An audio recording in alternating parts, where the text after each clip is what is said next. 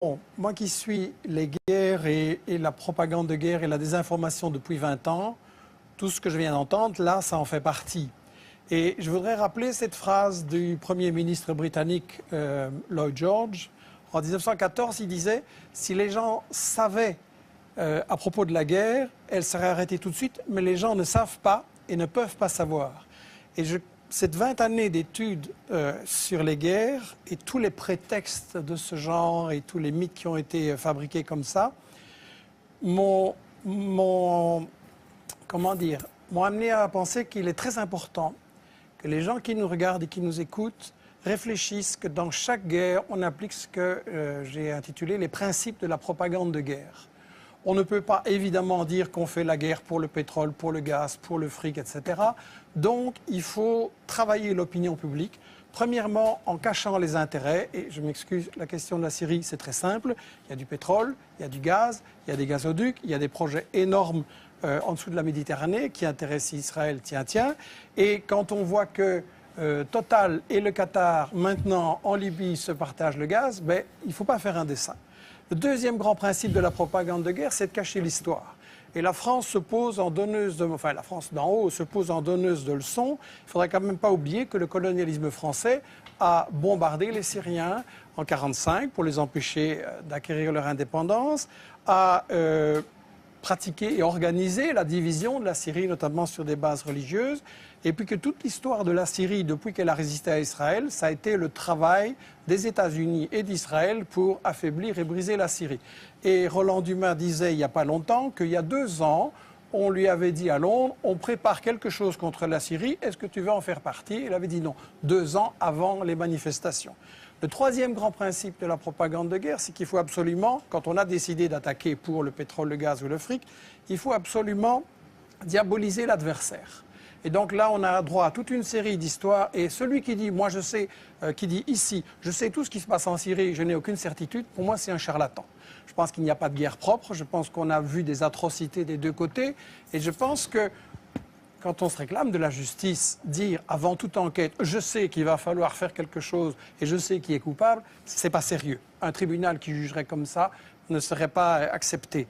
Sur la question des armes chimiques, c'est évidemment intolérable. Je voudrais juste poser la question à ceux qui connaissent bien les États-Unis. Quel est le pays dans l'histoire qui a le plus utilisé des armes chimiques, biologiques et bactériologiques? Sinon les États-Unis, avec 250 kilos d'armes chimiques balancées sur le Vietnam et maintenant encore des bébés qui naissent comme des monstres. Et dans toute une série d'autres pays. Donc si Obama trouve que les armes chimiques c'est intolérable, il ne doit pas aller très loin pour punir les coupables. Le quatrième grand principe de la propagande de guerre, c'est qu'il faut toujours se présenter comme défendant les victimes. On fait toujours des guerres soi-disant humanitaires. Mais là, la mèche a été vendue hier ou avant-hier, je ne sais plus, par Bernard Kouchner, qui est un pro-interventionniste, et qui a dit devant une télé française, bien sûr que le but c'est de renverser Bachar el-Assad, mais il faut un habillage diplomatique. Ça veut dire qu'on n'est pas là pour défendre les Syriens, parce qu'en réalité c'est une guerre qui a été provoquée par les États-Unis et leurs alliés dès le départ, comme Roland Dumas l'a dit. On n'est pas là pour protéger les victimes et pour les empêcher. Au contraire, on veut qu'il y en ait plus pour avoir un prétexte d'intervenir. Et je tiens à rectifier les mensonges qui ont été dits. Le gouvernement syrien est parfaitement d'accord de négocier. Et ce sont les États-Unis, la France et le Qatar qui ont dit non, on ne négocie pas, on veut gagner militairement sur le terrain. C'est-à-dire que Bachar el-Assad a dit qu'il voulait bien négocier. Oui, tout à fait. Et le cinquième et dernier principe de la propagande de guerre, très brièvement, c'est qu'il faut monopoliser le débat et empêcher les opinions adverses. Et donc, on a dans les médias français un alignement sur cette propagande que vous avez montrée là au début. Et quand M. Hérault s'amène en disant j'ai la preuve sur les armes chimiques et qui commence par répéter dans son discours pendant des minutes et des minutes tout ce que tout le monde sait et que personne ne nie, et puis qu'à la fin il dit les services secrets m'ont dit que c'est Bachar, il n'y a aucun journaliste pour dire oui mais les preuves un peu sérieuses s'il vous plaît. Et donc quand on voit des gens comme Fabius, comme Bernard-Henri Lévy, comme Hérault ou BHL, qui viennent avoir le courage de bombarder, mais pas le courage de débattre devant des gens qui connaissent le dossier et qui ont les arguments contraires, il faut quand même beaucoup se poser la question.